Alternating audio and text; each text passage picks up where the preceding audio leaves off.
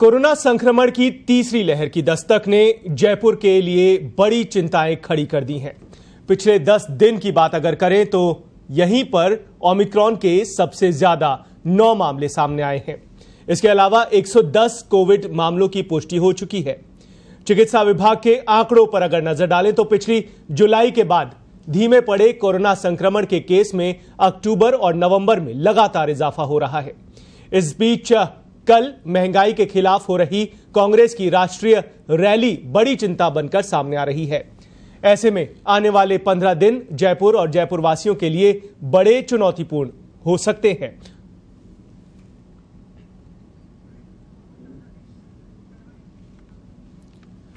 और इसी बड़ी खबर पर अलग अलग पहलुओं पर बातचीत करने के लिए हमारे साथ यहां स्टूडियो में मौजूद हैं पत्रिका टीवी के वरिष्ठ सहयोगी देवेंद्र सिंह। देवेंद्र जी, बहुत बहुत स्वागत है आपका।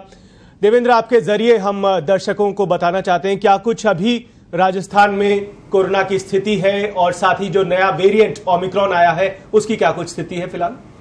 अभी जो स्थिति है कोरोना की वो लगातार परवान चढ़ रहा है। जिस गति से वो धीमे पड़ा था उसी गति से वापस बढ़ता जा रहा है। जयपुर जिले की बात करें, जयपुर की बात करते हैं अपन, तो जयपुर में जो स्थिति थी, जून में जो स्थिति थी वो काफी डाउन होना शुरू हो गया था। जुलाई में 350 लगभग केस हो गए थे, फिर उसके बाद में अगस्त में 150 करीब केस हो गए थे, घटकर अक्टूबर में ये 33 केस रह गए थे जो इस साल के सबसे कम केस माने गए हैं।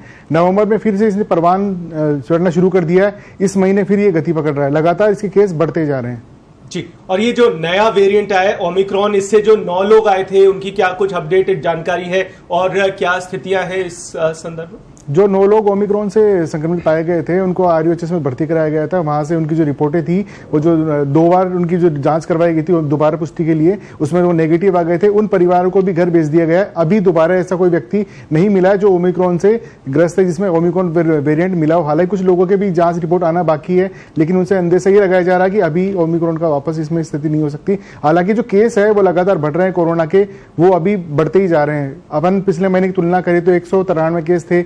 अभी की बात करें 10 या 11 दिन की जो बात करें, इस महीने की बात करें तो अभी 110 पार हो गए केस।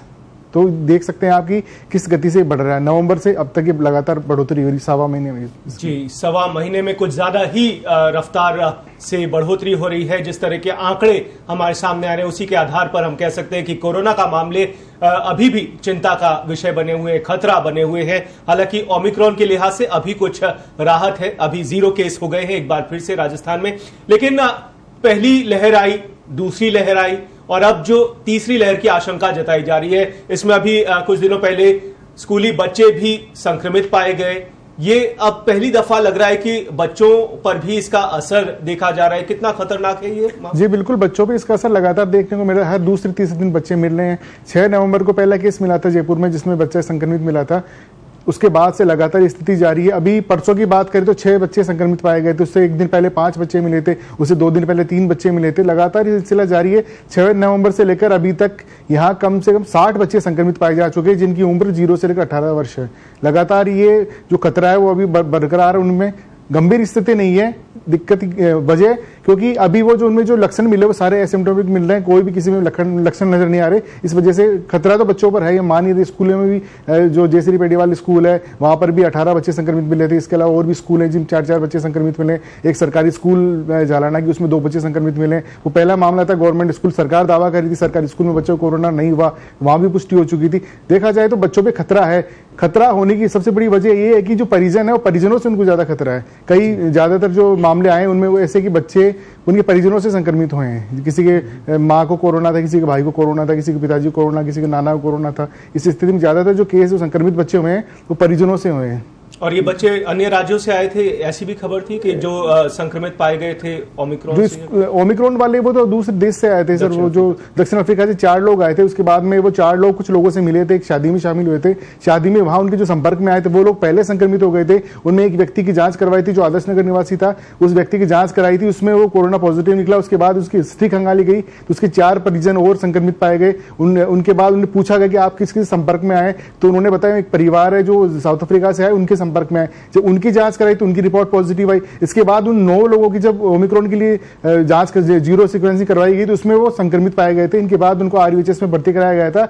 आरयूएचएस भर्ती कराने के बाद भी उनके 2 जो आदर्श नगर के जो परिवार था उसके 2 बच्चे 2 लोग और संक्रमित पाए गए थे। हालांकि 11 जने इस परिवार 2 परिवारों के वहां भर्ती हुए थे, 11 में से 9 में पुष्टि हुई थी और 9 के 9 जो है वो सारे रिकवर हो चुके हैं और सारे नेगेटिव हो चुके हैं। अभी उनको घर भेज दिया गया है जी। और देवेंद्र जी, बात लगातार हो रही है कि कोरोना के मामले रफ्तार पकड़े हुए हैं, एक के बाद एक बढ़ते चले जा रहे हैं। हर दिन जो आंकड़े आते हैं वो बढ़े हुए होते हैं। राजधानी जयपुर में भी आंकड़े ज्यादा आ रहे हैं, लेकिन क्या लगता है, सरकार दावे तो खूब करती है, हर शाम को प्रेस रिलीज जारी कर देती है मीडिया को कि हमने ये व्यवस्थाएं की हुई हैं, किसी तरह का कोई खतरा नहीं है, लेकिन हकीकत ग्राउंड में क्या कुछ है? सार्वजनिक जगहों की क्या जो बात है, बस स्टैंड की या फिर रेलवे स्टेशन की, वहां पर क्या कुछ ग्राउंड रिपोर्ट कह रही है? किस तरह की ग्राउंड रिपोर्ट तो हम देख सकते हैं सर, बिल्कुल आपने सही कहा कि स्थिति है वो काफी गंभीर है। जो बात बताई जाती है वो मिलती नहीं है।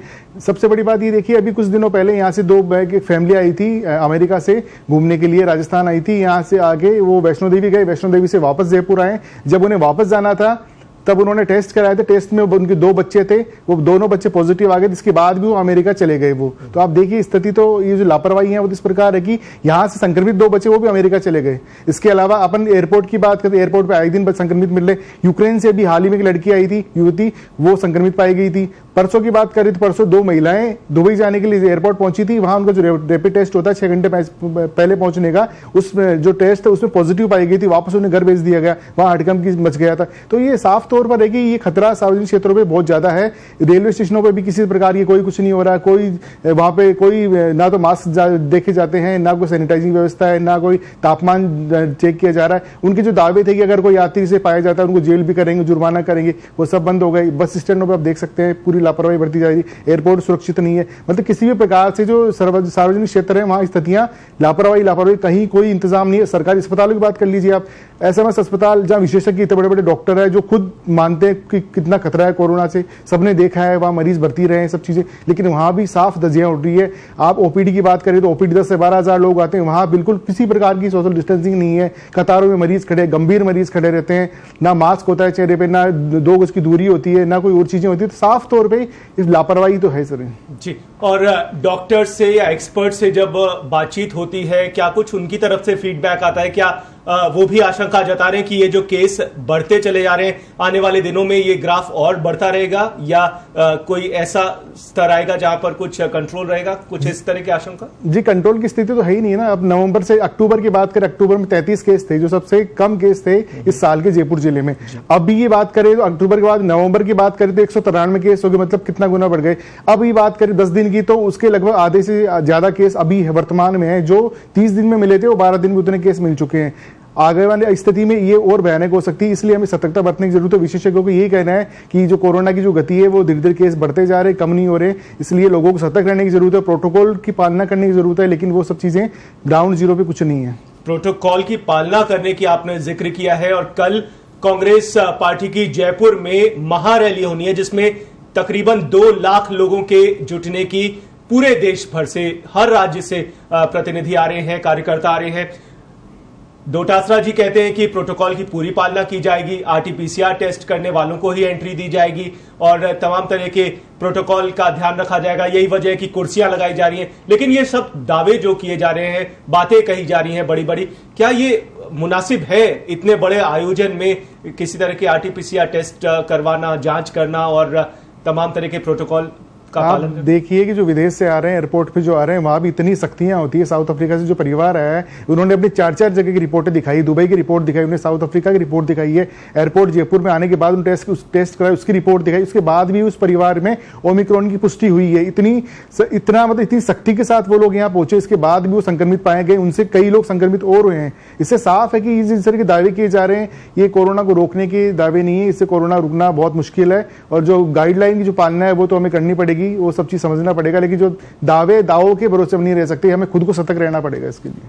जी, तो अब आपको लगता है कि सरकार को अब कुछ और स्ट्रिक्ट एक्शंस लेने चाहिए, जो नई गाइडलाइंस आने वाले दिनों में जारी होगी, उसमें कुछ जो पाबंदियों में लगातार छूट दी जा रही है उसका दायरा कुछ वापस एक बार फिर से कम करना पड़ेगा, नहीं तो समय रहते अगर ये इंतजाम कर लिया जाए तो बहुत सही है, नहीं तो बहुत देर हो जाएगी। जी बिल्कुल सर, प्रशासन को सख्ती करनी पड़ेगी। पहले जो मास्क नहीं लगाते थे, जब कोरोना पीक पे था, परवान पे था, उस वक्त जब मास्क नहीं लगाया जाता सरकार ने जुर्माना शुरू कर दिया था, पुलिस जुर्माना करती थी, नगर निगम की ओर से जुर्माने होते थे, सारी सब चीजें होती थी, प्रोटोकॉल देखा जाता था, कोविड प्रोटोकॉल, कार्यक्रम जो सार्वजनिक कार्यक्रम थे, शादी समारोह थे, उनमें भी पाबंदियां लगा दी गई थी, सब चीजें थी, तब कुछ कंट्रोल में आई थी स्थितियां। उसकी ये वजह थी कि पिछले 2-3 महीनों में जो कोरोना ग्राफ था बिल्कुल डाउन हो रहा था, अब वो सब चीजें वापस खुल गई है। आम आदमी भूलने लगा कि उसे मास्क पे लगाना है, या कोविड गाइडलाइन उसकी प्रोटोकॉल जो पालना करनी है, रेलवे स्टेशन पे कैसे रहना है, ट्रेनें सामान्य हो गई है, सब चीज सामान्य हो गई, भीड़ वापस जाने लगी है, सब चीजें होने लगी। तो इससे साफ है कि जो स्थितियां हैं वो काफी अभी ठीक नहीं है, अभी काफी बढ़ सकती है। विशेषज्ञों का यही मत है कि अगर